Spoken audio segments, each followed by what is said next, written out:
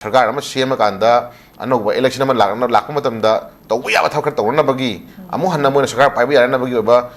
खुंजंग चंगसिलअगदी अदुना part अमनिको अदुना हजे खोइना within this month हंदकी नवेम्बर था मनुंगसिदा तगना within 10 days 20 days 30 days 40 days whatever time bound अमा time frame अमा थमकांदा सिगी मनुंग सरकार सेमिदब यारोय सरकार सेमद्रगदी खोइ तोकनी गा हाइबगी ओबा चैलेंजिंग बुतुदी उद्रबनिना तौनी तौनी तौजरसनु हाइबगी पोतो खोइ थमजरगेबको कोइ सेमगे सेमसनु सेमोजु तोजनु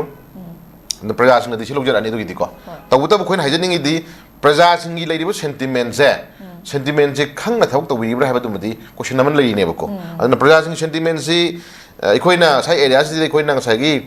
तौहनिंगबदु सि तौगदौबनी सा तौगदौबनी न प्रजा मियामना फना हाइरगसु लाउरगसु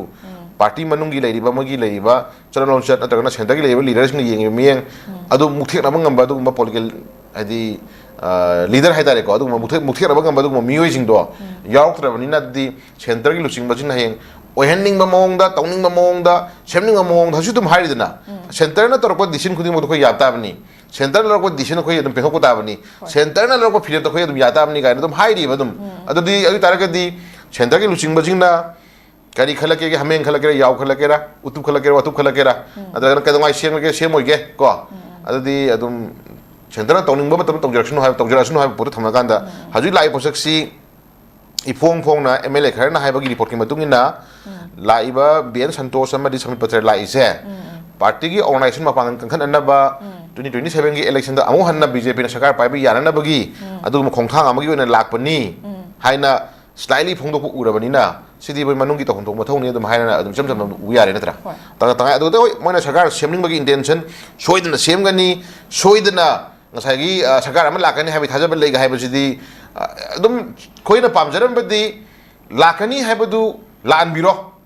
मियांगी अपामजे थबक तौबिरो लेरियो प्रॉब्लम खुदि मछि लोसिन होनबिरो जस्टिस पुतोनो होनबिरो अचुम्बा मियांगी ओय फ्रीडम दि लौबियो हाइबगी पोतु खोइ प्रजा मियांनाजु पॉपुलर गवर्नमेंट अमा लेबदु फै हाइना खोइ हाइबय वानेबको अद तंगाय फदना ngसाइगी मोइगी खुदोंचाबा सेंटरगी लुसिंगबसिंगी खुदोंचाबा सेंटरगी लुसिंगबसिंगी नुंगाइबा सेंटरगी लुसिंगबसिंगी अपामबा को अपामबा मोंगदा मोना तौनिंग मोंग तौबा लोइरा मतुंगदा तौहनगन हाइबदुदी दुदी ngसाइगी अदुदी करी हाइनी चंदजिदा को अदुदी ngसाइगी करी हाइनी आदि मोना तौनिंग मोंग तौरे सानंग सानरे हाइबदु मदे कंफर्म तौरे दना पोतो अना मोइना प्रजा सि क्या नुसिरिगे हाइबदु मदि प्रजा की इंटेंशन थबक तौरिब्रा प्रजा की करोदा खोगी अपाम थबक तौरिब्रा प्रजा न करी खलिगे हाइबै पोतु मदि कई तौरिगे हाइबै पोतु मदि दम इफोंग खंजे पोनि दना को अना होय मरक लाकपि याय सेंटर से दम मोइना पार्टी की लेवल दर सेंटर ना मोइना पाइरिबा पावर दु Moina लेजबनिना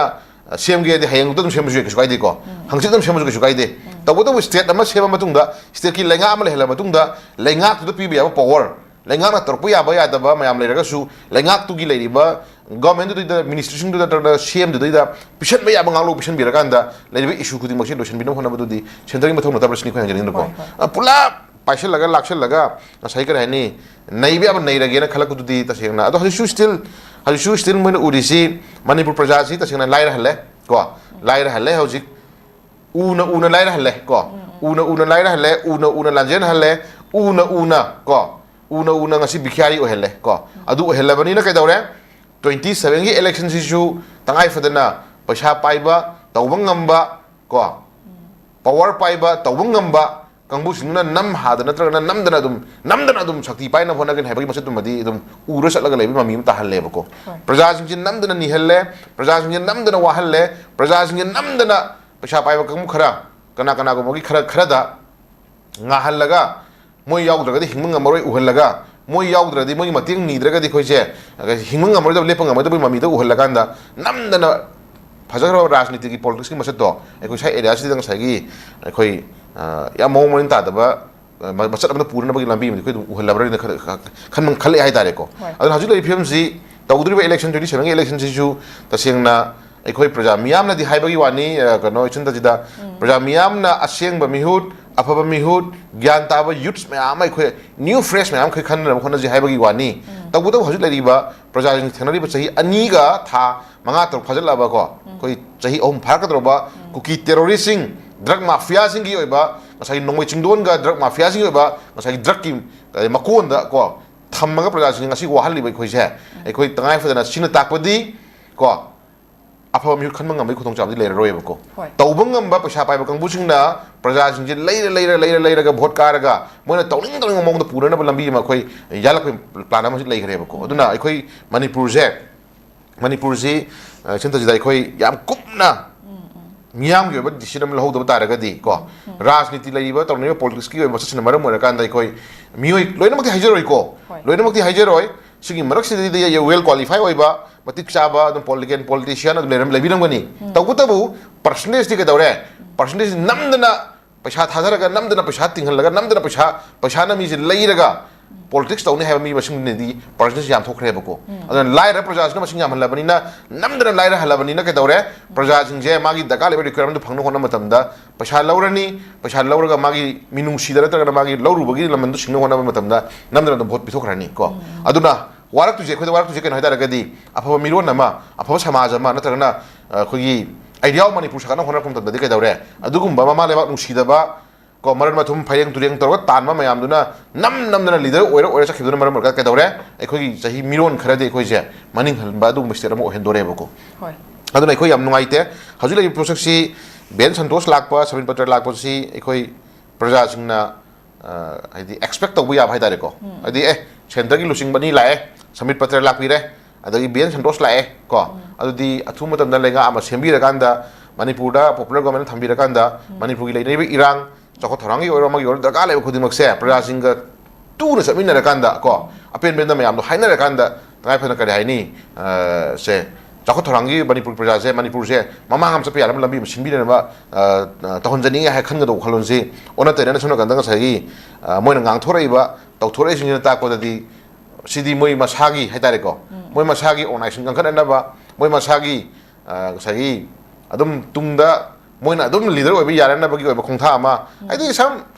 masa masu khara masa manau khara haitare ne ko mogi leja ba khara konsen laga moina adum ningthau phaman pham ba yarana ba gi oi ba planning to ba lakoni haina slightly uhulabani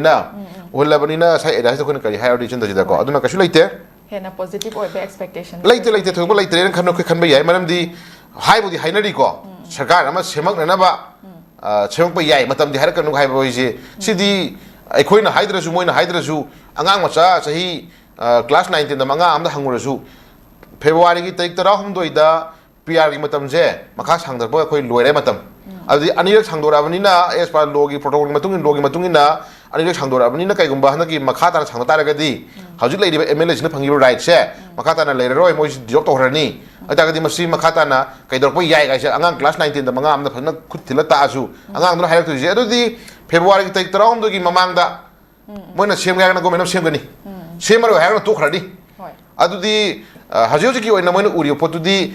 lairiba tenure agarogi khogi PR thamiba tenure dugi magi manung du da moina adum tawjaba ya poni ko adi hojik moina ngasi mak hayeng mak hangchit mak atra within this month da sungsoi soidana sarkar sengdo da guni habagi mukna bodo leitrabani na adi moina tawling tawjaba poni habaje class 9 da 10 da manga am ta asu dum hairani habani da chinta jida ko aduna praja mioi lakaya asti da ngasagi piriba message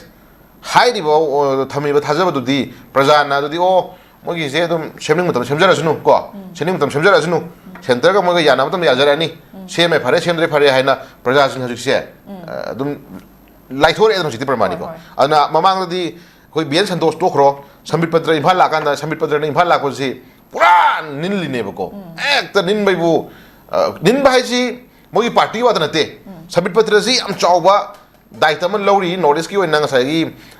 khoi coordinator ni ma pai sim tra adi coordinator pai bai si ma gi right am chawng lei bani na manipur gi issue si coordinator pai ba mana well digest mana khanga lei ra bani na poto mana kai gum khar to wirak ya have se masi party manung gi su thaja bani adu praja miyam na su mangon da notice ki in charge oi bani na mana to kai gum thakar to hum thui na have si su miyam thaja bani ba ko hajik di kai dawre samit patra da hendok na bien santos la yoksila abane ko ado ani se la ba uda ngasai gi mahusai normally adum khogi kara haini o lai action do ke lai mogi mathangi 27 gi khogi vote campaign ona lai natra kana moi adu tawrani haiba natna khoi praja moina bien santos lai samin patra lai bihar gi election hek loi baga 16 loi haidok loi baga 17 18 19 da di sakar ma sema ni ga haiba gi thajaba duma leitre ba expectation ko aduna hajik si ꯃꯣꯏ ꯉꯔꯥꯡ ꯑꯩꯈꯣꯏꯒꯤ ꯂꯩꯔꯤꯕ ꯑꯩꯈꯣꯏꯒꯤ MLAꯁꯤꯅ ꯄꯤꯕ ꯁ꯭ꯇꯦꯠꯃꯦꯟꯗꯁꯨ ꯇꯉꯥꯏ ꯐꯗꯅ ꯃꯇꯝꯗꯤ ꯍꯥꯏꯔꯛꯀꯅꯨ ꯁꯔꯀꯥꯔ ꯑꯃ ꯁꯦꯝꯒꯅꯤ ꯀꯥꯏꯗꯤ ꯑꯗꯨꯝ ꯍꯥꯏꯗ꯭ꯔꯣ ꯑꯗꯨꯗꯤ ꯃꯣꯏꯅ ꯍꯥꯏꯗ꯭ꯔꯁꯨ ꯑꯩꯈꯣꯏꯅ ꯍꯧꯖꯤꯛ ꯃꯤꯌꯥꯝꯅ ꯄꯥꯅꯔꯤꯕ ꯄꯣꯠꯁꯛꯁꯤ ꯐꯦꯕ꯭ꯔꯨꯋꯥꯔꯤꯒꯤ ꯇꯥꯔꯤꯛ 19 PRꯒꯤ ꯂꯩꯔꯤꯕ ꯃꯥꯒꯤ ꯇꯦꯟꯌꯔ ꯃꯅꯨꯡꯁꯤꯐꯥꯎꯒꯤ ꯃꯅꯨꯡꯗ ꯁꯔꯀꯥꯔ ꯑꯃ ꯁꯦꯝꯕ ꯍꯥꯏꯕꯁꯤꯗꯤ ꯀꯝꯄꯜꯁꯟꯅꯦꯕꯀꯣ ꯁꯦꯝꯃꯔꯣꯏ ꯍꯥꯏꯔꯒ ꯁꯦꯝꯈꯤꯗ꯭ꯔꯦꯀꯣ ꯑꯗꯨꯒ ꯁꯦꯝꯍꯧꯗꯕ ꯇꯥꯔꯒꯅ ꯃꯗꯨꯒꯤ ꯀꯟꯁꯤꯀ꯭ꯋꯦꯟꯁꯇꯨꯁꯨ ꯑꯗꯨꯝ ꯃꯣꯏꯅ ꯊꯦꯡꯅꯖꯗꯧꯕ ꯄꯣꯠ ꯑꯃꯅꯦꯕ ꯅꯠꯇ꯭ꯔꯥ ꯄ꯭ꯔꯖꯥꯅ ꯗꯤꯁꯤꯖꯟ ꯂꯧꯖꯔꯛꯀꯅꯦꯕꯀꯣ ꯄ꯭ꯔꯖꯥꯅ ꯄꯥꯝꯃꯤ ꯄꯣꯠꯁꯛꯁꯤ ꯀꯩꯅꯣ ꯍꯥꯏꯇꯥꯔꯒꯗꯤ ꯃꯣꯏꯕꯨ ꯆꯧꯀ꯭ꯔꯤꯗ ꯅꯨꯡꯉꯥꯏꯅ ꯐꯝꯖꯔꯣ ꯃꯤꯅꯤꯁꯇꯔ ꯑꯣꯏꯖꯔꯣ CM ꯑꯣꯏꯖꯔꯣ ꯑꯗꯨꯒ ꯑꯆꯧ ꯑꯆꯧꯕ ꯐꯝ ꯄꯥꯏꯅꯖꯔꯣ ꯃꯣꯏꯁꯨ ꯅꯨꯡꯉꯥꯏꯖꯔꯣ ꯇꯧꯕꯇꯕꯨ ꯄ꯭ꯔꯖꯥꯅ ꯋꯥꯔꯤꯕꯁꯦ ꯁꯤꯃꯗꯤ ꯀꯣꯛꯍꯜꯂꯨ ꯍꯥꯏꯕꯅꯦꯕ ꯑꯩꯈꯣꯏꯅ ꯄ꯭ꯔꯖꯥ ꯃꯌꯥꯝꯅ ꯄꯥꯝꯃꯤꯁꯤꯗꯤ ꯑꯗꯣ ꯁꯔꯀꯥꯔ ꯁꯦꯝꯃꯒ ꯃꯣꯏ ꯅꯨꯡꯉꯥꯏꯍꯜꯂꯒ ꯃꯣꯏ ꯆꯧꯀ꯭ꯔꯤ ꯑꯃꯣꯟꯕꯗ ꯐꯝꯍꯜꯂꯀꯥꯟꯗ ꯄ꯭ꯔꯖꯥꯒꯤ ꯑꯋꯥꯕꯗꯨ ꯎꯕꯤꯗꯕꯗꯨꯗꯤ ꯎꯗ꯭ꯔꯁꯨ ꯇꯣꯛꯑꯣ ꯍꯥꯏꯕꯗꯤ ꯑꯩꯈꯣꯏ ꯍꯥꯏꯕ ꯅꯠꯇꯦꯕꯀꯣ ꯑꯗꯨꯅ ꯄ꯭ꯔꯖꯥꯒꯤ ꯑꯋꯥꯕꯗꯨ ꯎꯅꯅꯕꯒꯤꯗꯃꯛꯇ ꯂꯩꯉꯥꯛ ꯑꯃ ꯁꯦꯝꯃꯀꯥꯟꯗ ꯂꯩꯉꯥꯛꯇꯨ ꯊꯕꯛ ꯇꯧ ꯍꯥꯏꯕꯅꯦꯕꯀꯣ ꯍꯧꯖꯤꯛꯇꯤ ꯑꯩꯈꯣꯏꯅ ꯑꯃꯨꯛ ꯑꯩꯅ ꯄꯣꯏꯟꯠ ꯂꯥꯛꯆꯅꯤꯡꯉꯤꯗꯅ ꯍꯧꯖꯤꯛꯇꯤ ꯇꯉꯥꯏ ꯐꯗꯅ PR ꯃꯅꯨꯡꯅꯤꯅ PR ꯃꯅꯨꯡꯅ ꯈꯔ ꯐꯒꯗ꯭ꯔꯥ ꯈꯜꯂꯒ PR ꯃꯅꯨꯡꯁꯤ ꯑꯗꯨꯝ ꯅꯨꯡꯉꯥꯏꯔꯤꯗꯅꯀꯣ ꯏꯁꯟꯇꯁꯤꯗꯀꯣ ꯅꯨꯡꯉꯥꯏꯔꯤꯗꯅ ꯑꯗꯨꯅ MLA ꯈꯔꯗꯤ ꯃꯣꯏꯅ ꯄꯤꯕ ꯁ꯭ꯄꯤꯆꯁꯦ ꯀꯃꯥꯏꯅ ꯄꯤꯒꯦꯕꯨ ꯉꯁꯥꯏꯒꯤ ꯑꯩꯈꯣꯏꯁꯦ PR ꯂꯩꯊꯣꯛꯈ꯭ꯔꯕꯅꯤꯅ ꯀꯅꯥꯗꯅꯣ ꯑꯩꯈꯣꯏꯅ ꯋꯥꯀꯠꯇꯣꯏꯁꯦ ꯀꯅꯥꯗꯅꯣ ꯑꯩꯈꯣꯏꯅ ꯋꯥ ꯍꯥꯏꯗꯣꯏꯁꯦ ꯍꯥꯏꯕꯁꯨ ꯑꯗꯨꯝ ꯌꯥꯎꯔꯤꯕ MLA ꯈꯔꯗꯤꯀꯣ ꯑꯗꯨꯅ ꯑꯗꯨꯝ ꯀꯟꯐ꯭ꯌꯨꯖꯤꯡ ꯂꯩ ꯀꯣ ꯀꯟꯐ꯭ꯌꯨꯖꯤꯡ ꯂꯩ ꯑꯗꯨꯅ ꯍꯧꯖꯤꯛ ꯂꯩꯔꯤꯕ ꯐꯤꯕꯝꯁꯦ ꯃꯅꯤꯄꯨꯔꯁꯤ ꯇꯁꯦꯡꯅ ꯑꯩꯅ ꯄꯥꯝꯖꯕꯗꯤ ꯅ꯭ꯌꯨ ꯐ꯭ꯔꯦꯁ ꯀꯣ ꯅ꯭ꯌꯨ ꯐꯦꯁ ꯅꯠꯇ꯭ꯔꯣ ꯅ꯭ꯌꯨ ꯐ꯭ꯔꯦꯁ ꯀꯣ ꯏꯅꯧ ꯅꯧꯕ ꯅꯍꯥ ꯈꯔ ꯏꯃꯥ ꯂꯩꯕꯥꯛ ꯃꯅꯤꯄꯨꯔꯒꯤꯗꯃꯛꯇ ꯆꯍꯤ ꯄꯨꯋꯥꯔꯤ ꯁꯥꯡꯉꯕ ꯆꯍꯤ 4,500 ꯄꯨꯋꯥꯔꯤ ꯂꯩꯕ ꯑꯗꯨꯒꯨꯝꯕ ꯏꯃꯥ ꯂꯩꯕꯥꯛ ꯃꯅꯤꯄꯨꯔꯁꯦ ꯄꯣꯂꯤꯇꯤꯀꯦꯜꯂꯤ ꯁꯥꯡꯅ ꯌꯦꯡꯗ ꯌꯥꯗꯕ ꯄꯣꯠ ꯈꯔ ꯂꯩꯀꯣ ꯑꯗꯨꯅ ꯔꯥꯖꯅꯤꯇꯤꯒꯤ ꯄ꯭ꯂꯦꯠꯐꯣꯝꯗ ꯏꯂꯦꯛꯁꯟ ꯊꯦꯡꯅꯔꯀꯥꯟꯗ ꯃꯅꯤꯄꯨꯔꯁꯦ ꯐꯖꯅ ꯉꯥꯛꯂꯧ ꯇꯪꯈꯥꯏ ꯑꯃ ꯄꯤꯕ ꯉꯝꯕ ꯑꯗꯨꯒꯨꯝꯕ ꯑꯩꯈꯣꯏ ꯅꯍꯥ ꯃꯤꯔꯣꯟ ꯈꯔ ꯁꯦꯝꯒꯠꯄ ꯃꯊꯧ ꯇꯥꯏ ꯍꯥꯏꯕ ꯋꯥꯐꯝꯁꯦ ꯑꯩ ꯁꯨꯃꯥꯏꯅ ꯊꯝꯖꯒꯦ ꯊꯥꯒꯠꯆꯔꯤ ꯑꯣꯖꯥ ꯑꯣꯖꯥꯅ ꯃꯔꯤꯛ ꯆꯨꯝꯕ ꯋꯥꯐꯝ ꯌꯥꯝ ꯐꯖꯔꯕ ꯋꯥꯐꯝ ꯀꯌꯥ ꯑꯃꯁꯨ ꯊꯝꯕꯤꯔꯦ ꯃꯊꯪꯗ ꯑꯃꯨꯛ ꯂꯥꯛꯆꯒꯦ ꯑꯣꯖꯥ